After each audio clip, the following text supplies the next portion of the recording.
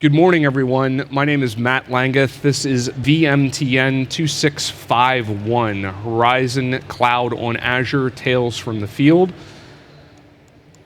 I want to go through our agenda here this morning. First, a little bit on my background, and then we're going to dive into the Horizon Cloud product portfolio, specifically where Horizon Cloud on Azure fits within the Horizon Cloud portfolio as a whole.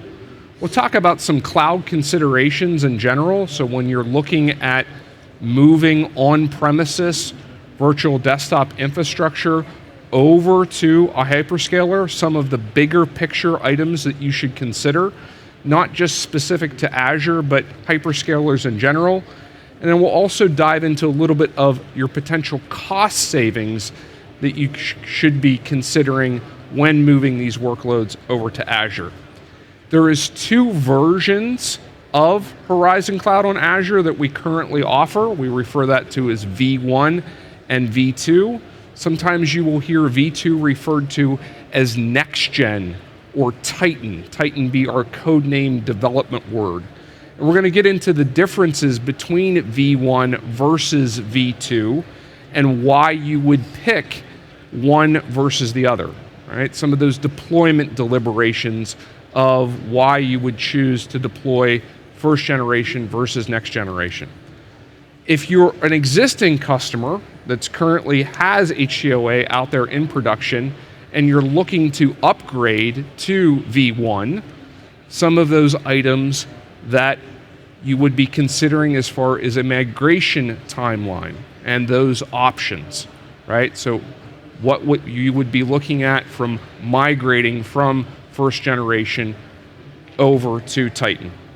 There's some reporting capabilities that are out there that you should be aware of as far as migrating from the existing reporting structure that's out there, we refer to as CMS, over to Workspace ONE Intelligence, some individual support items and support best practices, and then some additional resources that are out there for you. So this is perhaps the most important slide on the deck. Okay, this QR code links out to a blog post, and the blog post, if you scroll the whole entire way to the bottom, contains a PDF. And that PDF is a copy of this deck. And why that is important is because the deck itself contains several links to TechZone articles, KB knowledge base reference documentation for the product itself. So please take a minute if you would, if you're interested in this, and go out to that blog site.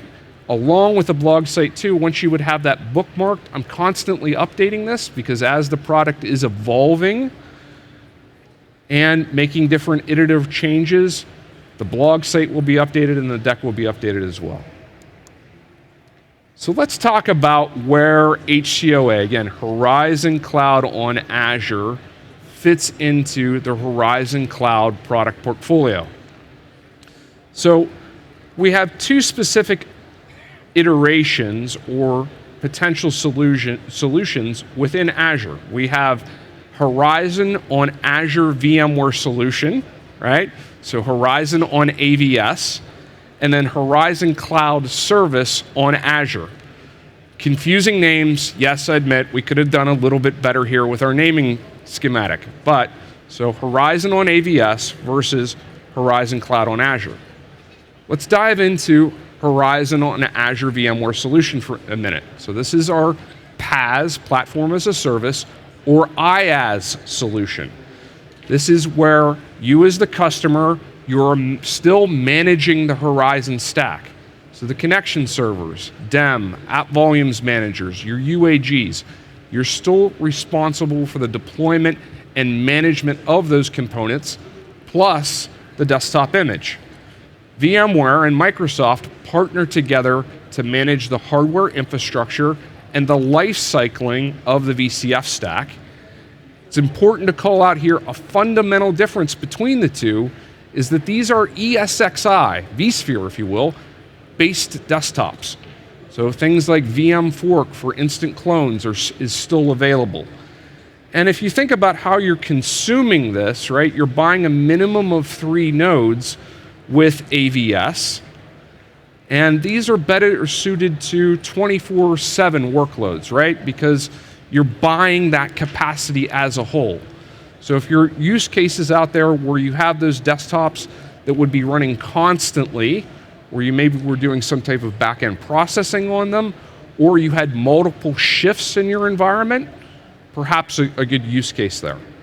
And then we move over to HCOA. So again, this is more of our DaaS service, Desktop as a Service, the acronym being. So this is where you're just managing the Horizon image itself. VMware is taking care of the rest, right? Our cloud operations team is deploying the broker, the UAG, the display protocol, the app volumes managers. They're either delivered via our pod manager or our edge appliance that are in your Azure tenant, but we're managing those components on your behalf. Important difference here to call out, right? You're pay as you go for these individual desktops.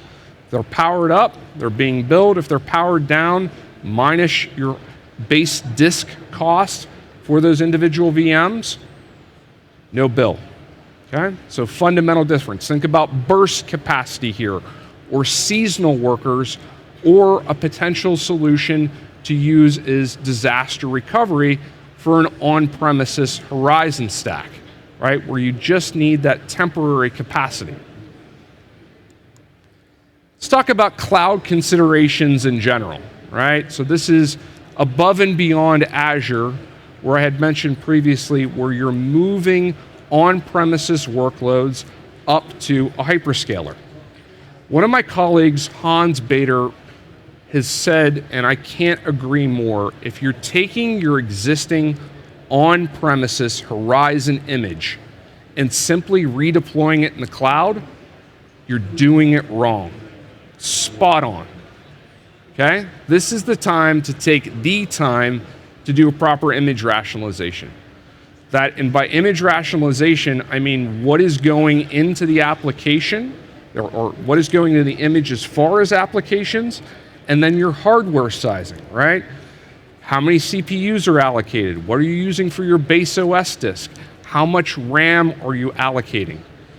As the cost with Azure, as we look with HCOA, each one of those individual components is being billed, right? The jump in, as we will talk to, from a 128 to 256 gig disk is significant. The same with vCPU or RAM. So if you're just taking that on-prem desktop and moving it up to the cloud based on the same sizing, probably not doing it the right way. You need to think also about your profile management.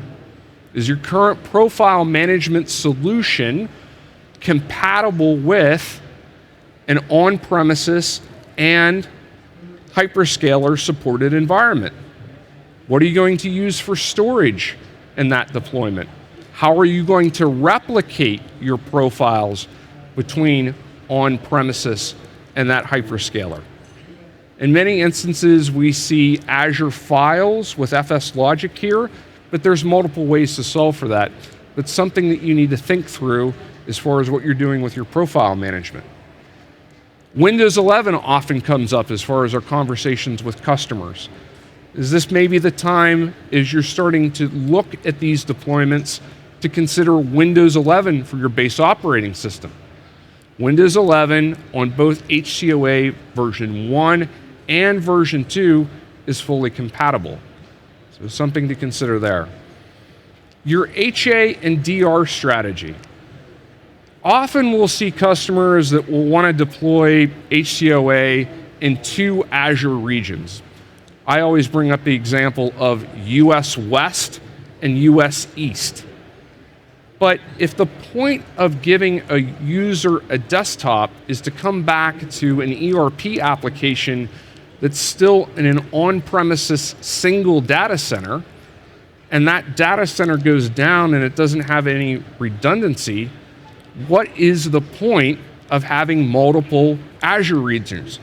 And that goes to your image rationalization process. What is it that you're delivering to those users? So think about that as well.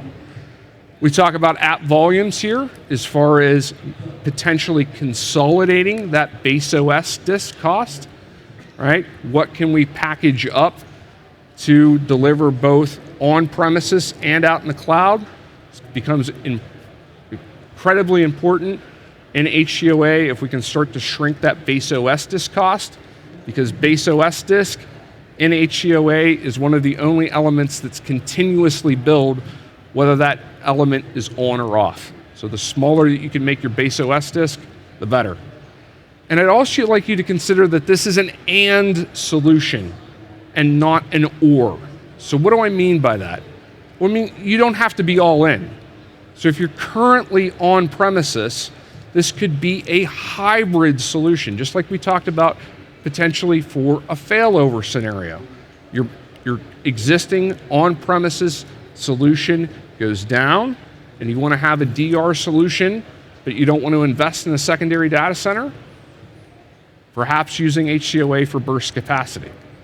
You don't need to move necessarily all of those on-premises desktops over to the cloud. This can be complementary, or an individual use case where perhaps you have seasonal workers where you don't have enough capacity on-prem. Well, add the capacity out on HCOA rather than buying additional resources that are not used, only a couple times out of the year.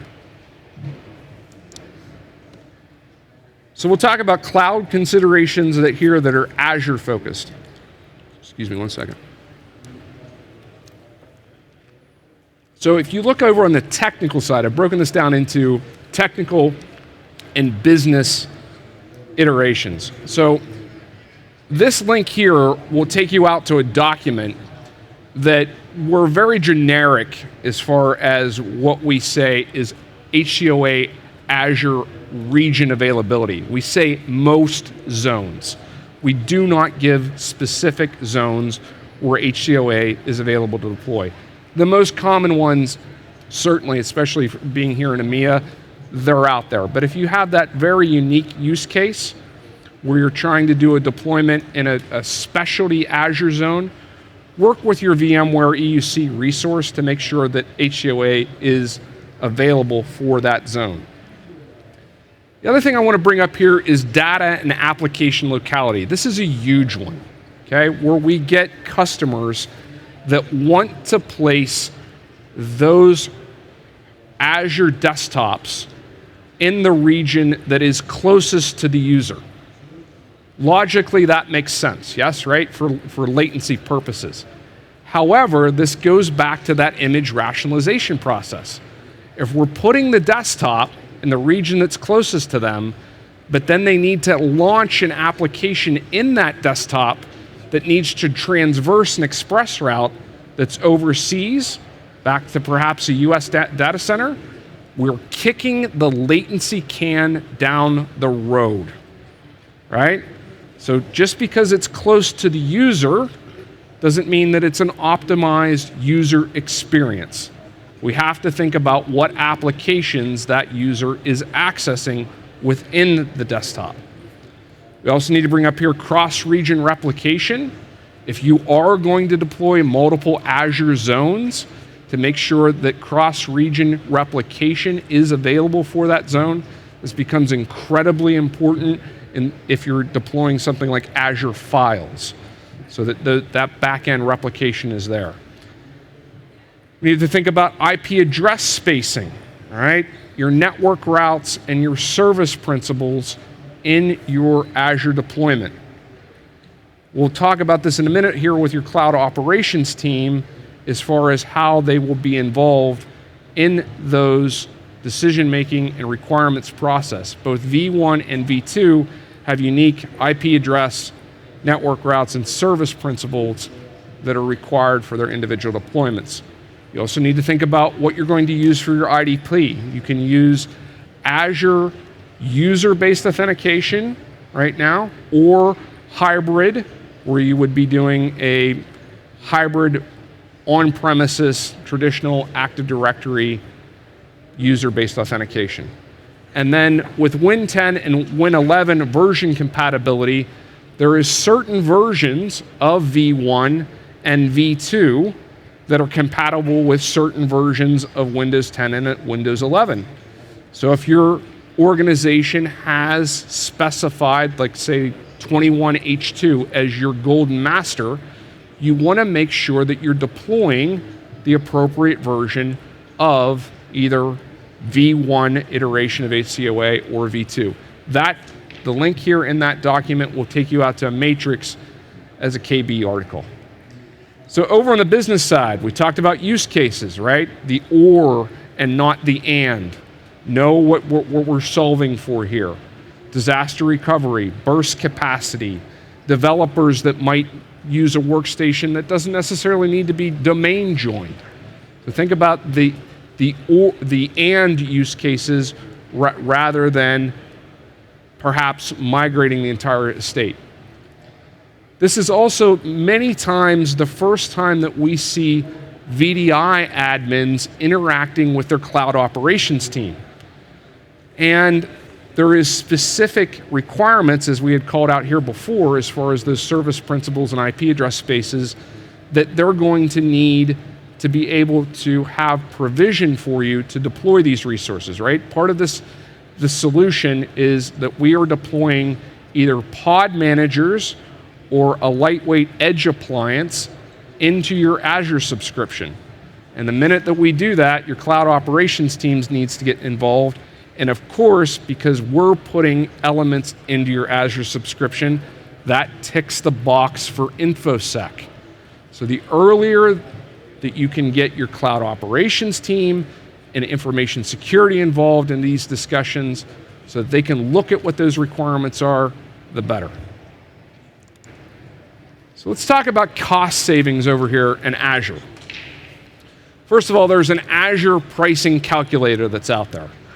If you take a standard desktop, and I'm just going to make something up here, let's say 2 vCPU, 8 gig of RAM, and a 60 gig base OS disk, and you move that around the globe as far as Azure regions, the costing is dramatically different, even on a preferred subscription. So that's above and beyond data locality and users accessing it as far as where your end users are. You need to consider what your base Azure costing is in that region. That top link links out to that pricing calculator. I want to share an example here on the desktop machine profile as far as hard disk costs. I have a customer right now with 2,000 persistent desktops. Yeah, I know persistent, but the use case is there. If you take with their subscription, which has a 70, I can't say the exact number, but a very high percentage discount for their Azure subscription, okay? And you move that 2,000 desktops from 256 down to 128, it's over $100,000 a year USD in savings.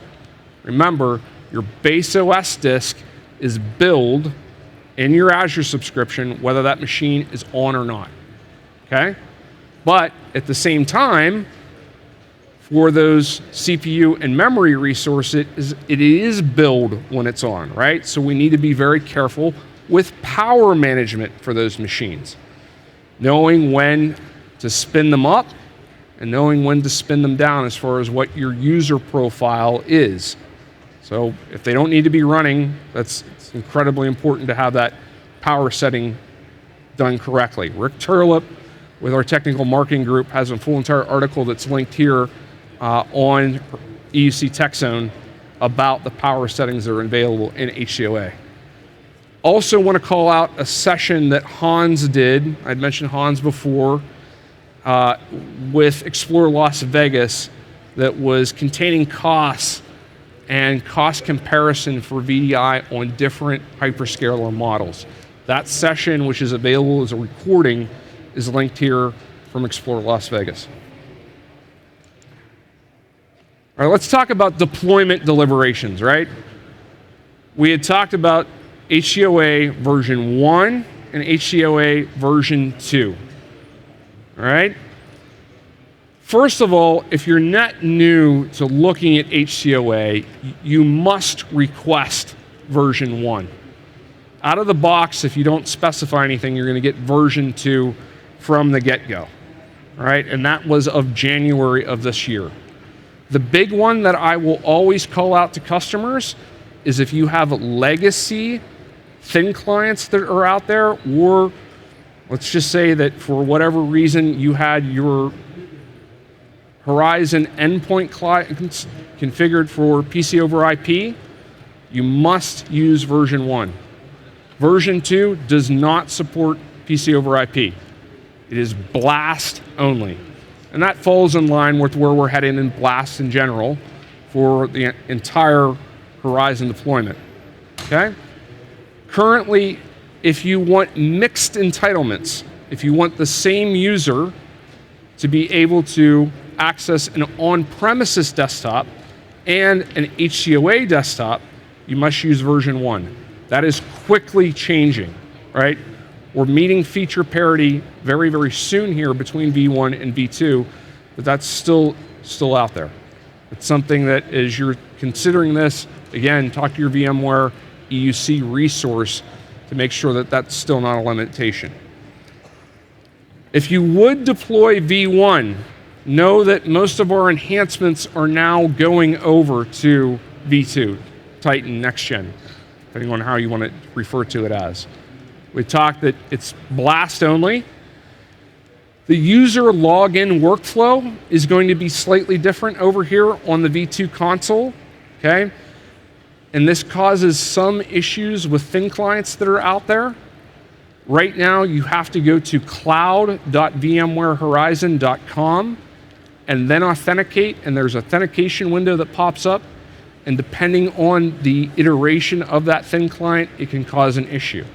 You can use a vanity URL, but it is the subdomain only. So in other words, instead of cloud, it would be yourcompany.vmwarehorizon.com, but you're going to still get prompted for that initial credential login.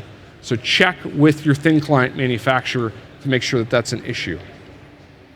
And then, of course, feature parity that's out there. If you would need things like proxy support or resource tags per pool, we're not quite there yet, but that is rapidly changing.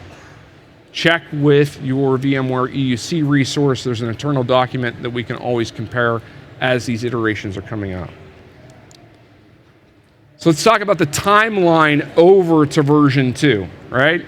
So if you're a customer right now that's on version 1, you are limited as of the end of last month to deploy additional capacity. In other words, unless you go through the exemption process, you cannot deploy a net new pod. If it absolutely needs to be deployed, we have a process that's in place, but you can't just click a button in the console and deploy additional capacity. Our end of support for version 1 was originally 31 January of next year. That has since changed as of a couple of weeks ago. We are now out to 31 January of 2025. But again, I need to stress here that most of the improvements that are coming out are going to be in version 2. So be very, very careful if you're deploying V1. There is a knowledge base article again here linked in the documentation that walks you through the entire migration process and the end of life and end of availability for additional capacity as far as if you're an existing V1 customer. If you're an existing V1, do we have any existing V1 customers that are out there currently using HCOA? Right here. All right, so migration options. This will be a self-service migration for V1 customers that are out there. We go through and we do a pre-check in the environment. It calls an outage window. It deploys new components that are out there for V2.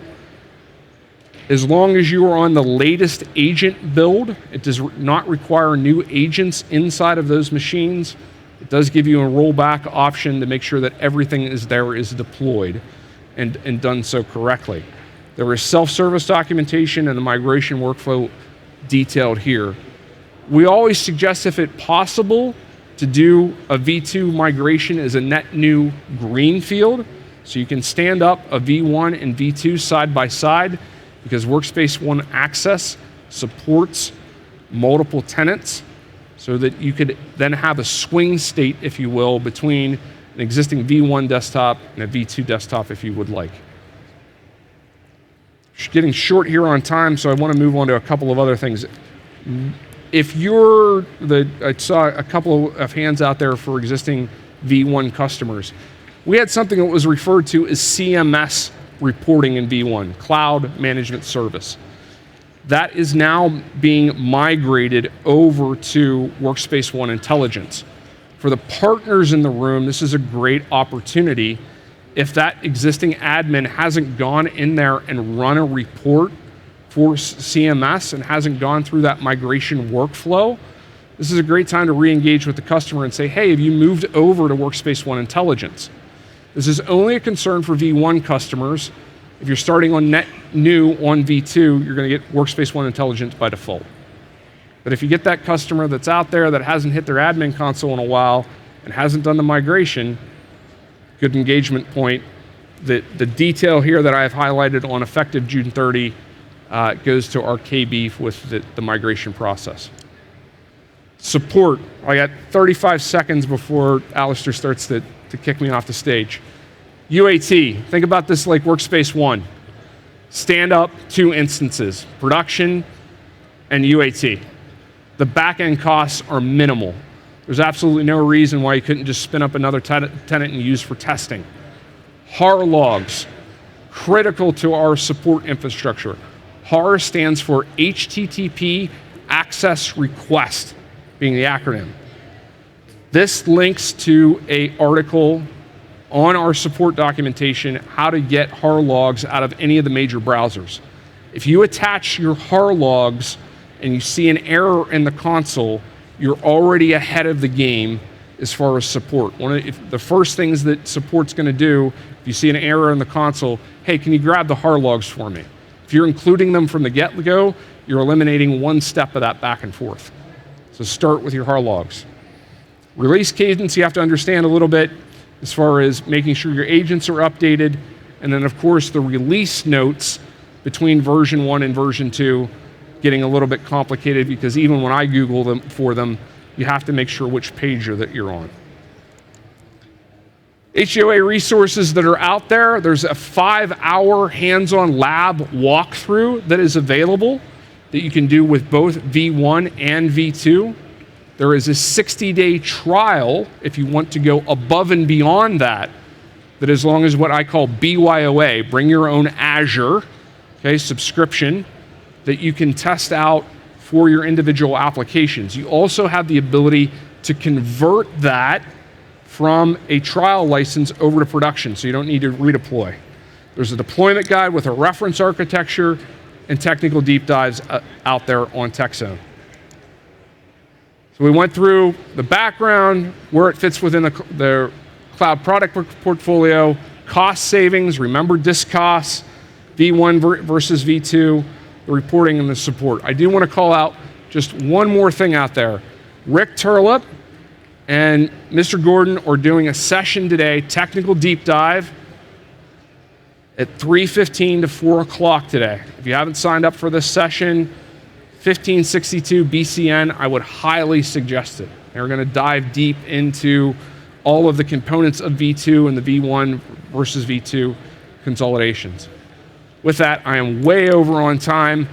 If you would please, because it's important to me, complete today's survey and another link back out there to the deck to download that PDF on the blog post if you didn't get it the first time around. Thank you everyone for being in attendance today. Have a great Explorer, and thank you for having me here to present on this topic.